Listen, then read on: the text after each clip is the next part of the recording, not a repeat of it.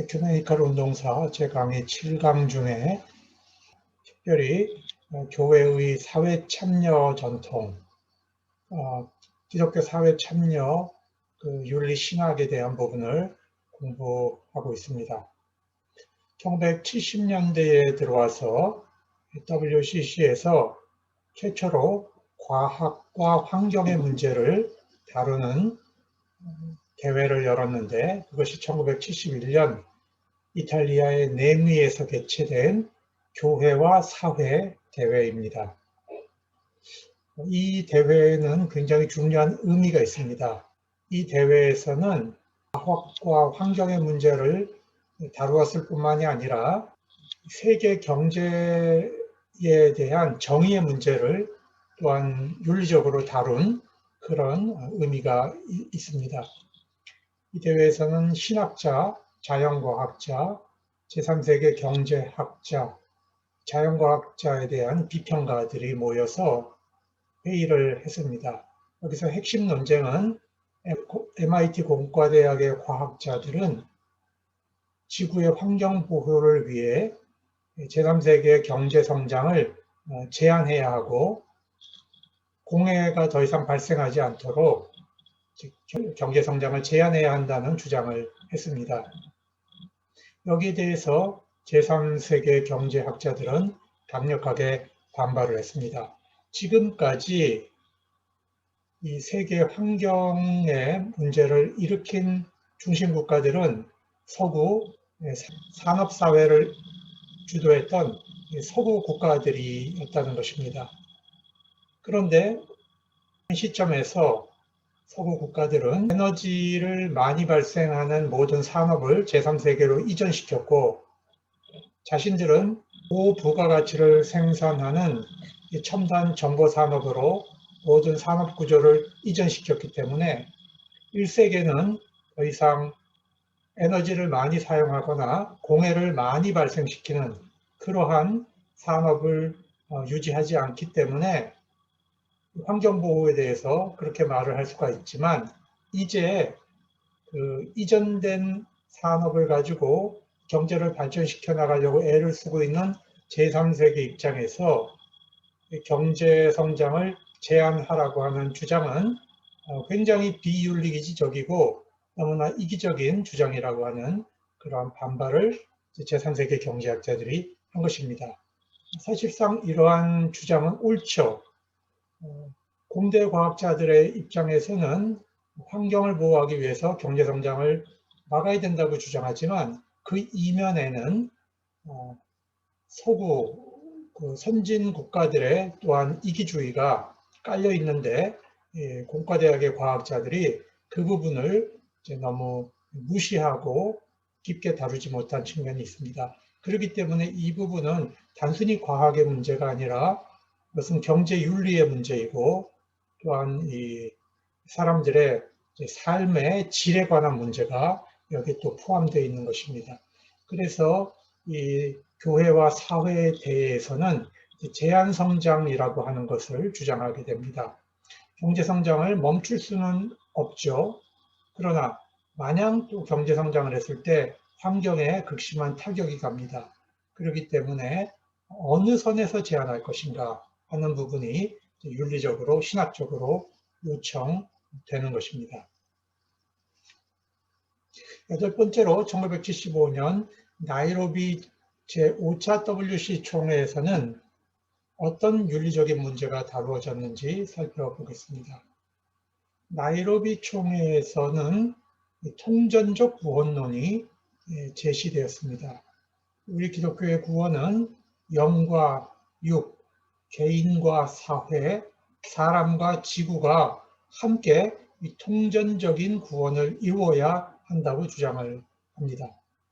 그리고 오늘날 당면하고 있는 가난과 궁핍, 생태계 파괴는 대부분이 식민주의 저개발 정책의 유산으로 등장한 것이라고 하는 인식에 도달하게 됩니다. 그렇기 때문에 이 대회에서는 군국주의와 군비를 축소해서 거기에 사용되는 많은 경제적인 비용을 인간 생존에 그리고 생명을 보존하는 일에 사용해야 되고, 과학과 기술에도 윤리와 생명의 중요성이 담겨 있어야 한다는 것이죠. 또 한편으로는 교회와 사회 안에서 여성의 역할과 관계된 정의의 문제가 강조됩니다. 그래서 이 나이로비 총회는 이 1971년 교회와 사회 대회의 그 결과를 수용하면서 JPSS라고 하는 윤리를 제시하게 됩니다. 그것은 우리 기독교가 지향해야 하는 사회는 정의롭고 참여적이며 지속 가능한 사회가 되어야 한다는 뜻입니다.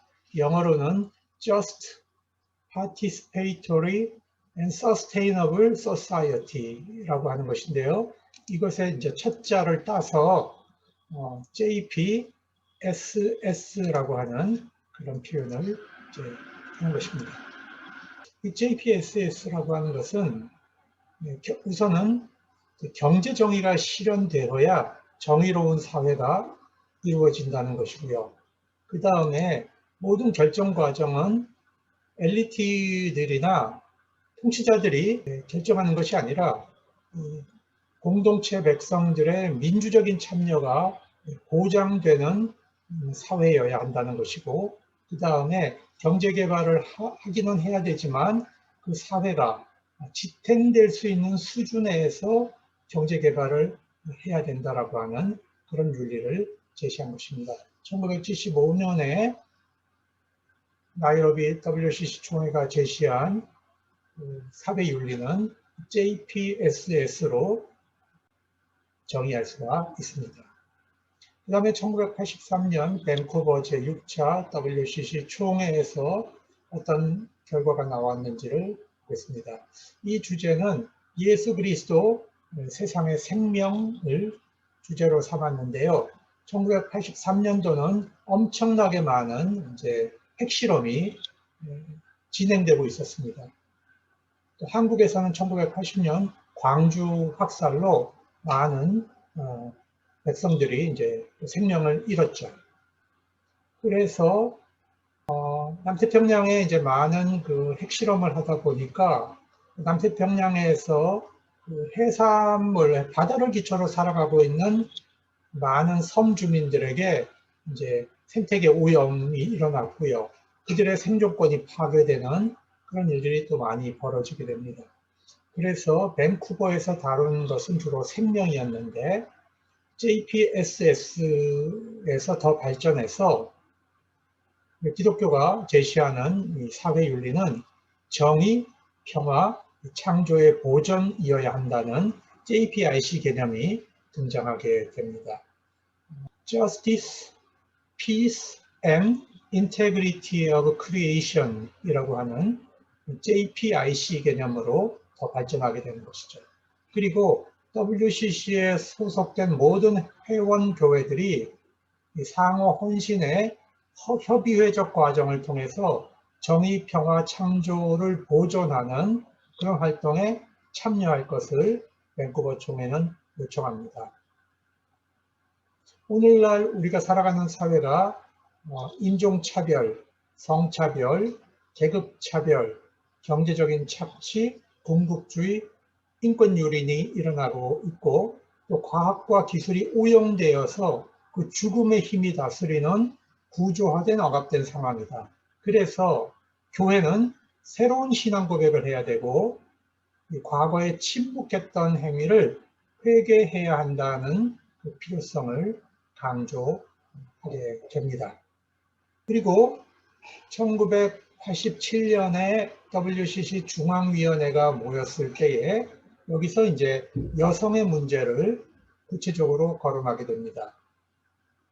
여성의 정의 문제죠. 그래서 여성과 연대하는 에큐메니컬 10년을 선포해서 1988년부터 1998년 하라레 총회까지 에큐메니컬 10년 동안 여성 문제를 집중적으로 이제 다루자 하는 것입니다.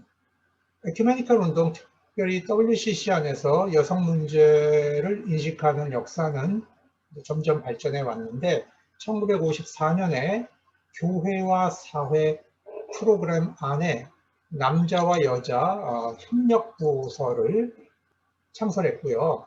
1974년에는 WCC 안에 여성 전담 부서가 만들어집니다.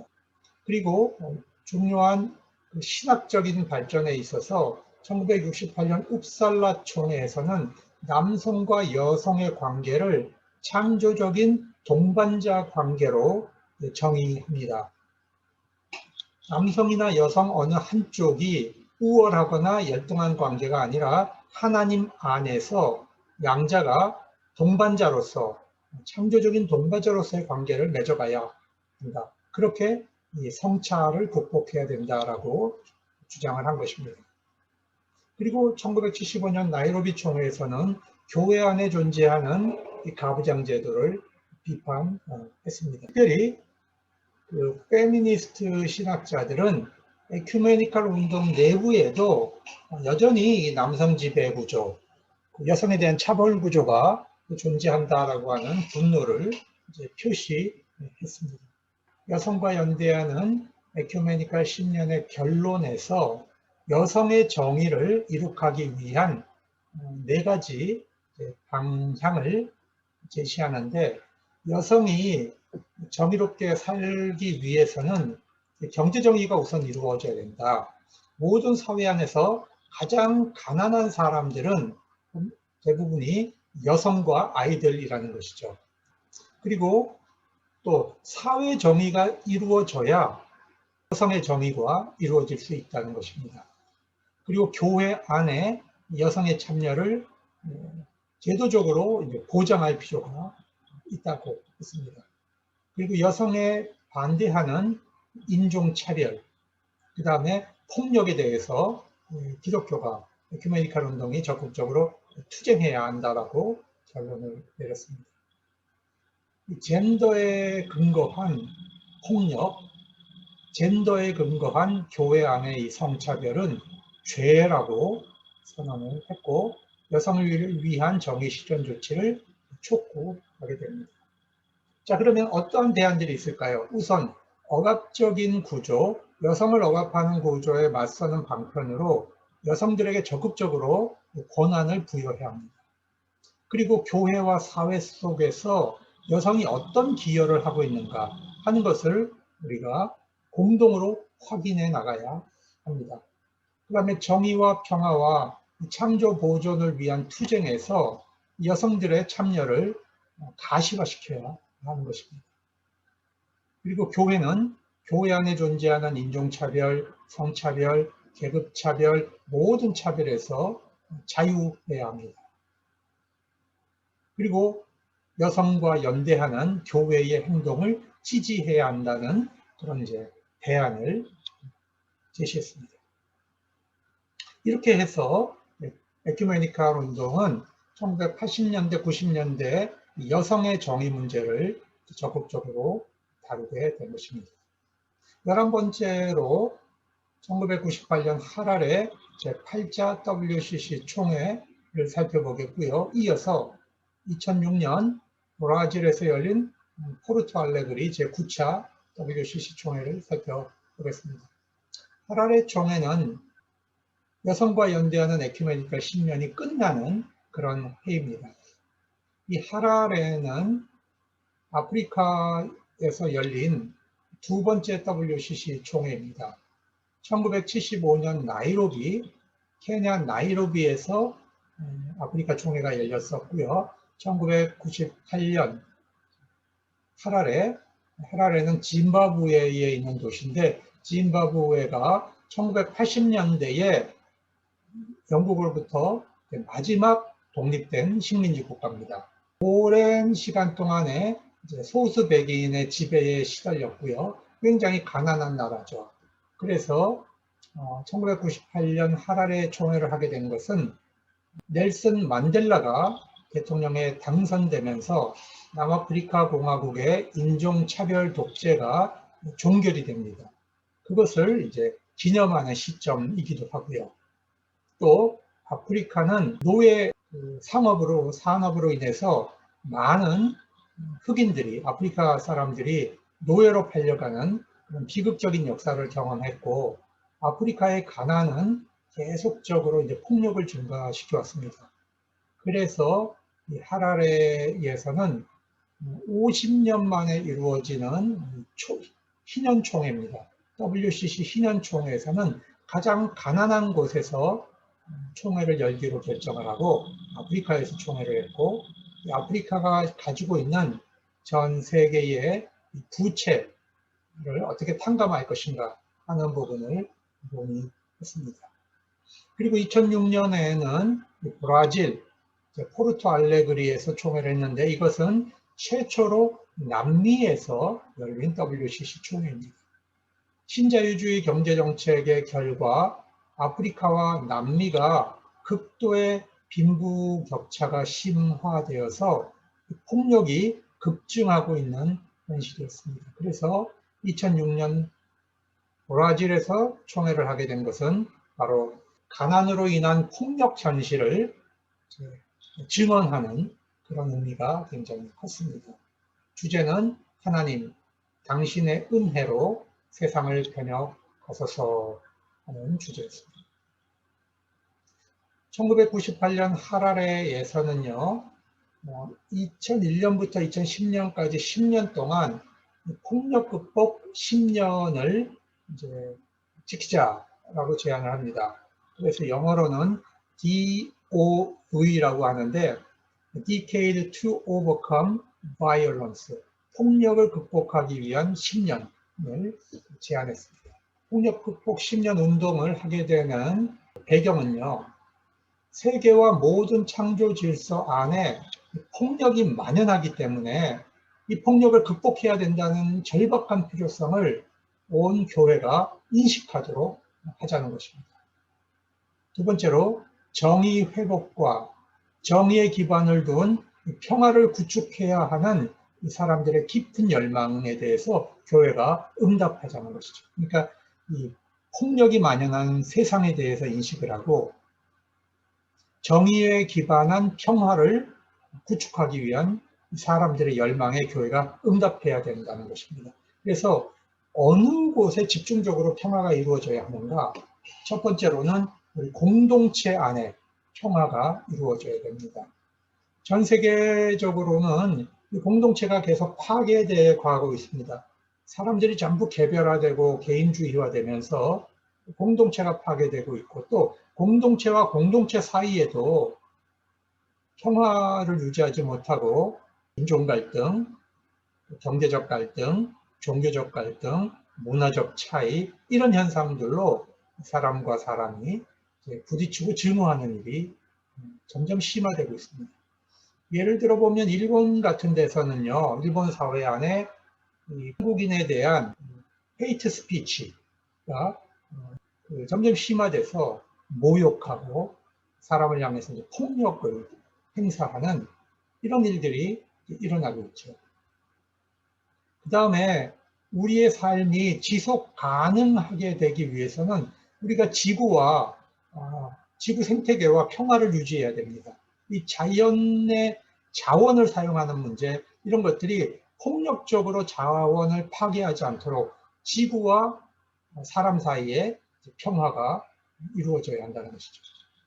그리고 모든 사람이 존엄성을 가지고 살 수 있도록 우리가 살고 있는 시장 안에, 자본주의 시장 안에 폭력이 있어서는 안 되는 것이죠. 예를 들어 보면 오늘날 많은 기업들이 노조의 부담을 덜기 위해서 하청을 계속 주잖아요. 그러면 이 하청업체들이 싼 임금으로 사람을 고용하면서 많은 사람들을 산업재해의 위험으로 몰아넣는 현상들이 점점 심화되고 있습니다. 그래서 많은 사람들이 죽고 다치지만 그 사람들의 노동자들에 대해서 보상하지 못하고 그들의 안전을 지켜주지 못하고 있습니다. 그러니까 이 시장 경제 안에 폭력이 만연한 것이죠. 그 다음에 국가와 국가 사이에 전쟁이 일어나면 폭력이 극대화됩니다. 그래서 우리가 폭력 극복을 위해서 관심을 두어야 할 영역이 바로 공동체, 지구, 자본주의 시장, 그다음에 국가와 국가 사이라고 주장을 했습니다. 그 폭력 극복 10년에 대한 결론으로 이제 에큐메니칼 사회 참여 윤리가 내놓은 결론은 정의로운 평화라고 하는 것입니다. 그럼 평화에는 예수님 당시에도 이 팍스 로마나라는 평화가 있었죠. 이 팍스 로마나는 로마의 평화인데 이것은 힘으로 저항하는 사람을 짓밟고 억눌러서 침묵을 유지하게 하고 그것을 평화롭다고 하는 것이 바로 팍스 로마나, 로마의 평화입니다. 지금은 이제 팍스 아메리카나죠. 그러니까 미국의 이익을 위해서 군사력으로 정복을 하고 침묵을 시킨 다음에 그 지역이 평화로워졌다라고 얘기를 하는 그런 평화가 있습니다. 그러나 예수님께서 이 땅에 오실 때 천사들이 목자에게 나타나서 하늘엔 영광, 땅에는 평화라고 말을 합니다. 로마의 평화가 있었지만 하나님 나라는 그런 평화를 평화라고 말하지 않았습니다. 가장 낮은 곳으로 오셔서 많은 사람들을 위해서 낮아지시는 예수 그리스도의 성육신 사건에서 우리는 진정한 평화를 발견할 수 있는데 그러한 평화는 정의의 기초에 있어야 한다는 것입니다. 2011년 WCC 중앙위원회는 정의로운 평화를 기독교 윤리의 행동을 위한 분석과 규준의 틀이어야 한다라고 얘기를 했습니다. 즉 우리가 추구하는 평화, 기독교적인 평화는 그 밑 이면에 정의가 기초해야 한다는 것입니다. 정의. 그리고 2011년에 자마이카 킹스턴에서 국제 에큐메니칼 평화대회를 열었습니다. 이 국제 에큐메니칼 평화대회는 바로 이 폭력 극복 10년에서 추천했던 많은 사례들을 다 발표를 하면서 최종 결론으로 이 세상에서 정의 없이는 평화가 성취될 수 없다라고 그렇게 결론을 내렸습니다. 한문에 평화라는 말을 쓰면은 이 평은 균형을 의미합니다. 좌우가 뒤틀림 없이 평등한 균형을 이루는 것이 평이고요. 화는 벼 화자에다가 입구자를 써서 화를 만듭니다. 모든 사람이 쌀을 나누어 먹을 수 있고 빈부격차가 심화되지 않고 굶는 사람이 없을 때 진정한 평화가 일어나는 것이죠. 그것은 경제 정의가 구축되어야만 참된 평화가 일어날 수 있다고, 이루어질 수 있다고 보는 것입니다. 이러한 그 동양적 평화 사상, 여기서 우리가 이 기독교적인 그 주님이 낮아지심으로 이루어지는 하나님의 평화와 우리가 서로 이제 비교해서 살펴볼 수가 있겠습니다. 그리고 또 하나 이 세상에 평화가 일어나지 못하는 것은 바로 궁극주의 때문입니다. 힘으로 약소국을 짓밟는 행위, 그 다음에 끊임없이 무기상인들에 의해서 이제 군비가 증가되는 그런 현상들을 이제 살피게 되는데 거기에 들어가는 수많은 국가의 예산 때문에 많은 사람들이 교육의 기회, 그 다음에 복지의 기회를 놓치고 불안 속에 살아가게 됩니다. 그래서 군국주의와 군비를 축소시키고 평화를 이루어야 한다는 운동이 에큐메니칼 운동 안에서 일어났습니다. 1954년 에번스톤의 WCC 제2차 총회가 군국주의 문제를 최초로 제기했습니다. 거기서 핵무기 개발이 오늘을 공포의 시대로 만들었고 진정한 평화는 두려움에 기초할 수 없다라고 말을 했습니다. 그리고 에큐메니칼 운동은 핵 확산 금지 조약 NPT의 발전에 기여를 했습니다. 1968년 웁살라 총회에서는 핵 갈등을 피하자는 목적으로 향후 나아갈 길이라는 성명서를 발표했고 1983년 생명을 중심으로 삼았던 이 밴쿠버 총회에서는 핵무기 생산과 개발과 사용은 기독교 규율과 복음에 대한 믿음에 의문을 던지는 행위다. 핵무기를 계속 생산하고 개발하고 사용하는 것은 바로 우리 기독교 신앙에 의문을 던지는 것이다. 이렇게 이제 규정을 했습니다. 1998년 하라레 총회에서는 교회는 전 지구적 차원의 정치, 사회, 경제 구조 안에 정의가 있는 화해와 평화의 대리자가 되어야 한다고 강조했습니다. 2011년 킹스턴 국제평화대회에서는 불의, 전쟁 및 폭력 앞에 무고한 사람을 보호해야 한다. 그리고 전면적 핵 군축과 세계의 소형 무기 확장에 대한 제한을 해야 한다고 제시를 했습니다.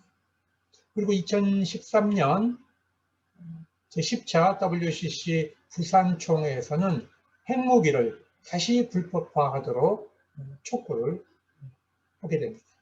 끝으로 에큐메니칼 윤리 안에서 경제 정의를 위한 행동에 대해 살펴보도록 하겠습니다. 아까 진정한 평화가 이루어지기 위해서는 정의가 이루어져야 한다고 주장을 했는데, 이 정의가 이루어지는 것 중에서 가장 핵심적인 정의는 바로 경제정의입니다. 경제정의가 사라질 때 많은 사람들은 가난해지고 소수에게 부가 집중됩니다. 그렇게 되면 이 세계 공동체의 생명이 점점점 위협해지고 이 사회의 폭력과 불안이 증가하게 됩니다.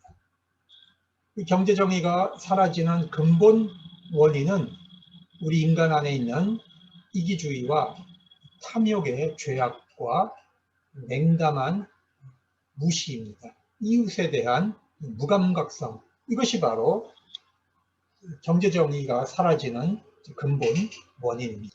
에큐메니칼 운동이 제시한 굉장히 중요한 결과 중에 하나가 2004년 아크라에서 열린 에큐메니칼 협의회였습니다. 이 아크라 에큐메니칼 협의회는 세계 개혁교회 연맹, 그러니까 전 세계 장로교 교회들이 모여서 에큐메니칼 협의회를 했는데요. 여기서의 핵심 주제는 경제 문제가 바로 우리 신앙 고백의 문제라고 선언을 한 것입니다. 그러면 학우들은 이렇게 생각할 거예요. 어떻게 경제 문제가 신앙 고백의 문제인가? 제가 그러면 성서로 돌아가서 몇 가지 예를 하나 들어보겠습니다. 한 부자 청년이 예수님께 와서 선생님 어떻게 영생을 얻겠습니까? 그러니까 예수님께서는 이제 성경에 뭐라고 기록되어 있느냐 질문을 합니다. 하나님을 사랑하고 이웃을 사랑하라고 되어 있습니다.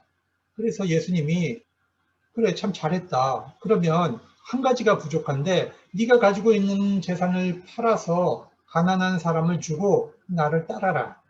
그러니까 이 청년이 이 재물에 대한 근심과 염려 때문에 재물을 포기하지 못하고 예수님을 따라가지 못합니다. 결국에 신앙의 문제는 아주 궁극적으로 가서는 경제 문제와 결부가 되는 것입니다. 또 하나 마태복음 25장에 보면 예수님께서 양과 염소를 가르는 기준을 얘기하십니다. 내가 옥에 갇혔을 때 찾아와 주었고, 내가 굶주렸을 때 먹을 것을 주었고, 내가 헐벗었을 때에 입을 것을 주었다. 그래서 이제 선택을 받는 것이죠. 그렇게 하지 않은 사람은 염소 측으로 갈리는 것입니다. 그렇게 한 사람은 양으로 갈리는 것입니다. 예수님은 너무나 분명하게 그 자리에서 하나님 나라를 설명하면서 교리적인 문제보다는 한 사람이 가지고 있는 이 경제적인 자세에서 나오는 신앙 고백의 문제를 예수님은 요구한 것입니다. 또 우리가 포도원 주인의 비유를 잘 알고 있습니다. 이 포도원 주인이 추수할 때가 되어서 아침 일찍이 노동시장에 나가서 노동자들에게 한 데나리온을 주겠다고 계약을 맺고 그들을 불러다가 일을 시킵니다. 그러다가 주인이 또 바깥에 나가죠. 이제 오전 9시에 나가고 정오에도 나가고 오후 3시에도 나가고 1시간 남겨놓고 이제 오후 6시에 일이 끝나면 5시에 나가서 노동자들을 불러옵니다. 그런데 그들과는 한 데나리온을 주겠다고 말하지 않고 그냥 후히 주겠다. 그렇게 말하고 데려다 일을 시킵니다. 그리고 마지막 온 사람부터 한 데나리온을 줍니다. 그리고 계약을 맺었던 사람한테도 처음 왔던 사람에게도 한 데나리온을 줍니다. 그러니까 불평불만이 나오죠. 처음 왔던 사람이 우리가 저 사람들보다 더 많은 노력을 하고 수고를 하고 땀을 흘렸는데 왜 같은 한 데나리온을 주느냐. 그러자 포도원 주인은 이렇게 말합니다. 친구여, 당신과 내가 한 데나리온을 주기로 계약을 맺지 않았냐. 나는 계약대로 했을 뿐이다. 저 사람들에게 내가 더 주는 것은 바로 내 맘이다. 내 재산을 가지고 내 맘대로 못하느냐. 자, 이렇게 응답을 하고 네 것이나 가지고 가라 이렇게 말합니다. 여기서 예수님이 설명하시는 것은 하나님 나라의 경제 윤리입니다. 하나님 나라의 경제 윤리에서는 약자, 능력이 없는 자, 체력이 약한 사람, 장애자 이런 사람도 똑같이 하나님의 은총을 누리고 한 데나리온을 통해서 가족들을 먹여 살릴 수 있도록 하는 것이 바로 하나님의 사랑이고 하나님의 경제입니다. 그것이 바로 에코노미, 하나님의 에코노미이죠. 하나님의 경제 질서죠. 그런데 이 글로벌 자본주의의 입장에서 보면은 자본가가 돈을 가지고 있는 주인이 그렇게 행동을 하면 경제 질서가 다 무너진다고 그렇게 주장을 할 겁니다. 그리고 그것은 자본주의를 망치는 사회주의적인 행동이라고 분명히 비판을 가할 겁니다. 포인트는 하나님의 나라는 반드시 경제 문제가 개입되어 있다는 것입니다. 우리 신앙 고백과 경제 문제는 분리되지 않는다는 것이죠. 이것을 이 아크라 에큐메니칼 협의회가 정확하게 말을 한 것입니다. 글로벌 자본은 신자유주의 질서 외에는 대안이 없다고 주장을 합니다. 신자유주의 질서, 자본이 마음대로 움직이도록 그대로 두면 자본이 이 지구의 모든 문제를 해결할 것이라고 주장하는 것이 바로 신자유주의 정신입니다. 이것은 곧 만몬이고 우상숭배입니다. 자본이 주장하는 구원, 이것은 바로 하나님을 대신하는 것입니다. 그래서 이 질서가 단순히 경제만 작용하는 것이 아니라 우리들의 마음, 우리들의 정신, 우리들의 신앙까지도 자본주의 논리 안으로 편입시키는 그러한 무서운 영향력을 발휘하고 있는 것입니다. 그래서 교회는 돈의 우상을 물리치고 민중과 지구를 살리는 대안적 세계가 가능하다고 고백해야 한다는 것입니다. 그래서 이 아가페 문서라고 하는 것을 이제 아크라 대회가 발표하게 되는데, 이 아가페 문서가 이 표지가 바로 이렇게 되어 있습니다. 여기에 제목은 Alternative Globalization Addressing Peoples and Earth입니다. 즉 사람과 지구를 살리는 대안적 개화라는 제목이 붙었습니다. 그 첩자를 따서 아가페라고 하는 이름을 붙였습니다. 그래서 이 아가페 문서는 바로 신앙에 의해서 대안적 세계화가 가능하다고 하는 것을 주장하는 것입니다. 자본이 주장하고 있는 이 신자유주의 세계 질서는 생명을 죽이고 우리 신앙까지도 위협하는 그런 질서라면, 성서에서 우리 신앙 고백에서 가져오는 대안적 세계화야말로 사람을 살리고 생명을 살리는 하나님의 뜻을 실현하는 경제를 가능하게 할 수 있다, 그런 것입니다. 그래서 가난, 부, 생태계, 경제 세계화는 에큐메니컬 성찰의 긴급한 관건이 되어 있습니다. 아가페 문서는 이렇게 말합니다. 생명의 경제는 가능할 뿐만 아니라 지금도 만들어지고 있으며 그 근저에 하나님의 정의가 자리 잡고 있다. 맨 끝으로 2010년 부산 WCC 10차 총회가 열렸을 때 그 주제가 바로 생명의 하나님, 우리를 정의와 평화로 이끄소서 하는 것입니다. 우리가 에큐메니칼 윤리학에서 다루었던 정의에 기초한 평화, 경제 정의에 기초한 평화, 그리고 그것이야말로 지구의 생명, 인간의 모든 생명을 살리게 하는 것이죠. 그래서 JPIC라고 하는 개념이 바로 부산 WCC 총회 주제로 채택이 된 것입니다. 생명은 하나님으로부터 온 것이고요. 하나님의 정의와 하나님의 평화가 이 지구를 살릴 수 있다고 하는 것을 에큐메니컬 운동은 증언하고 있는 것입니다. 그래서 부산 총회에서는 정의와 평화의 순례라고 하는 프로그램을 제안하게 된 것입니다. 자, 이렇게 해서 에큐메니컬 운동사 제7강의를 모두 마치도록 하겠습니다.